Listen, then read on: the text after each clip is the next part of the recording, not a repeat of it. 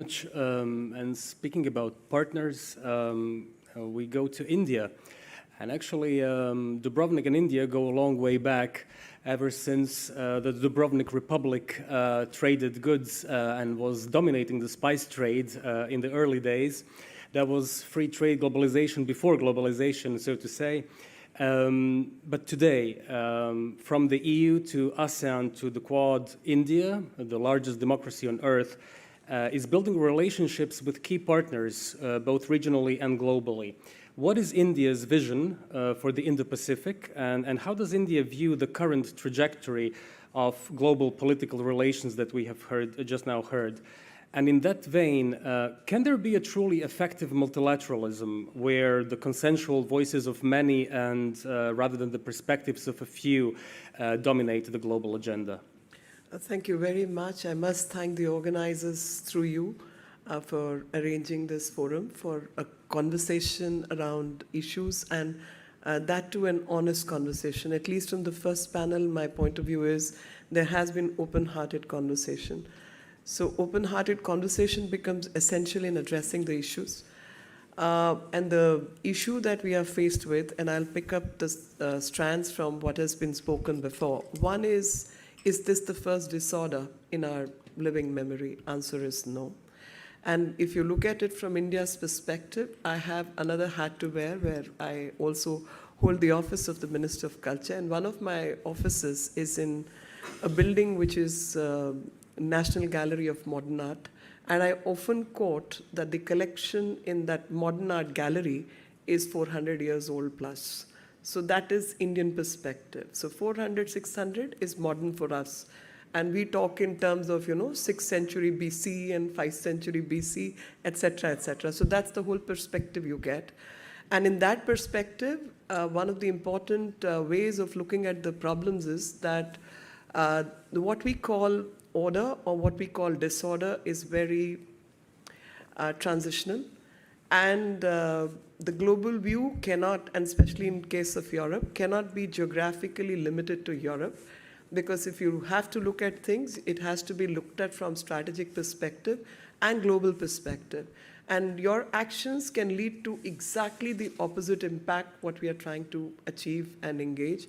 So far as India is concerned, I must look at the logo. You've chosen a beautiful logo, which is chess, and chess came from India. So from India's perspective, we don't want to be the pawns. We want to retain our autonomy, and we want to retain our autonomic strategy. And for that reason, the engagements have to be at various levels. And in those levels, I must say, so far as Europe is concerned, we look at it as a reliable partner because end of the day, we are democracies. Voice of the people matters.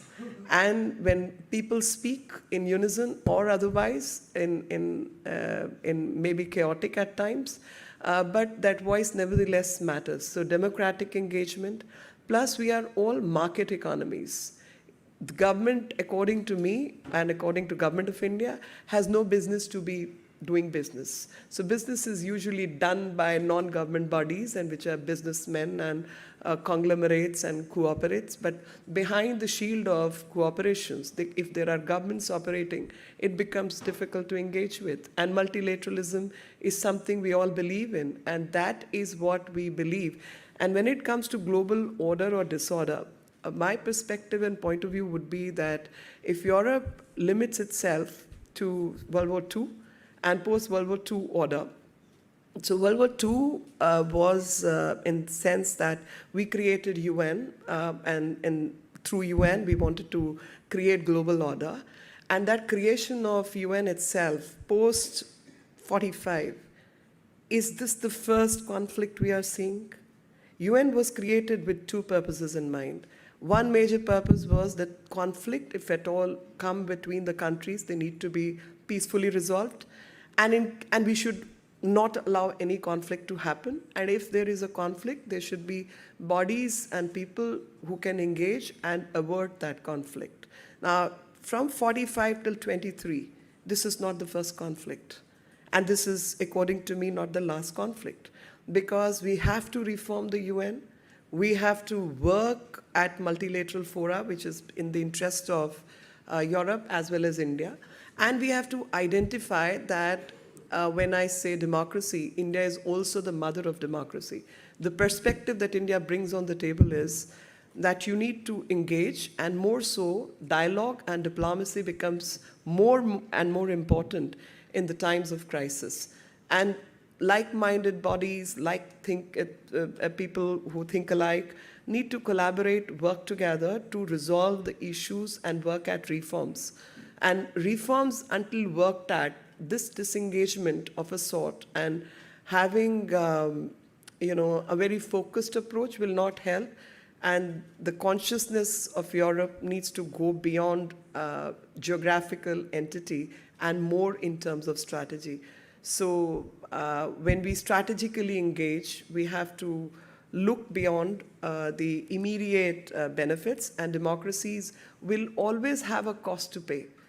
If everybody wants cheaper iPhones, so be it, because that can lead to debt trap, that can lead to change in governments, that can lead to disinformation, and that can also lead to strategic dependence. And that strategic dependence is not good for democracies.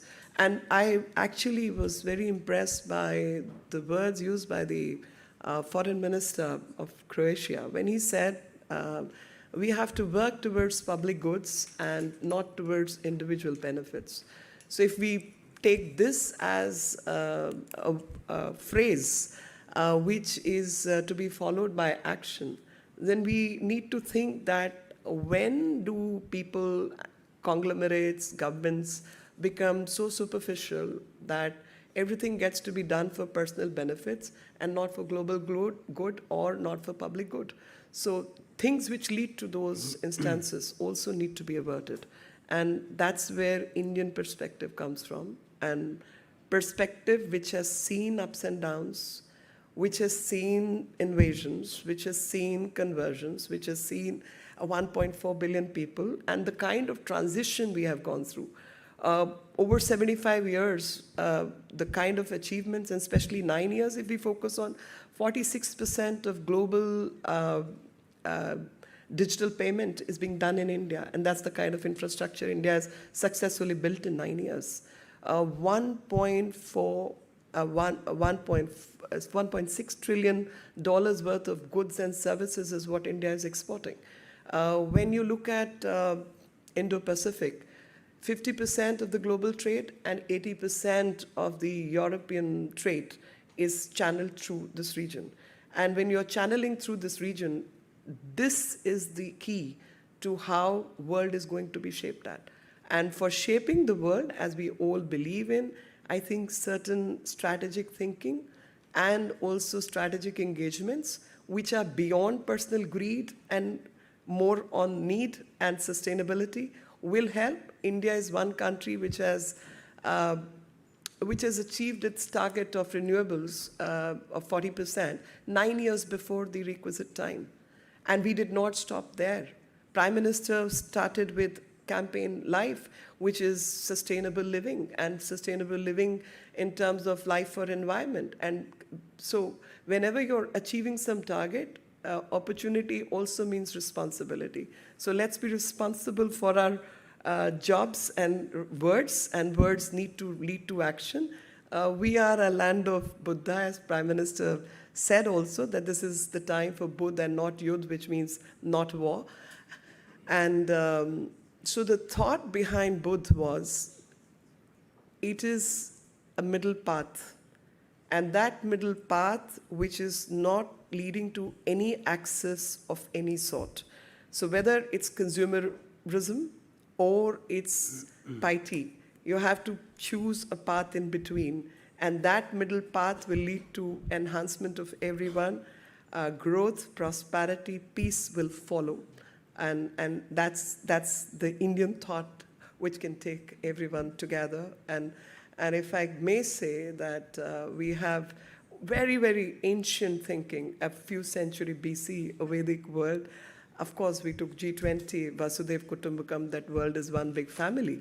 But there is another thing which we usually do a prayer before yoga, and which says, Sam gachatvam, sam vadadvam, sam vamanansi janatam, which means let's walk together let's speak the same language in unison, and let's all live in harmony and peace.